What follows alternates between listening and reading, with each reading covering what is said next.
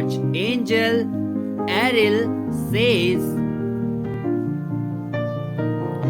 the energy of abundance surrounds you this week.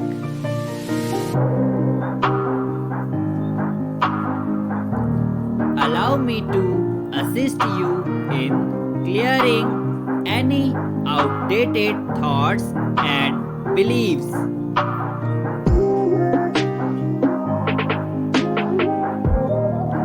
That keep you from enjoying prosperity.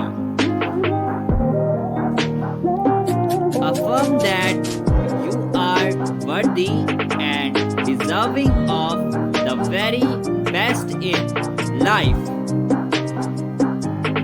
and I will help prepare you for it. Type yes if you believe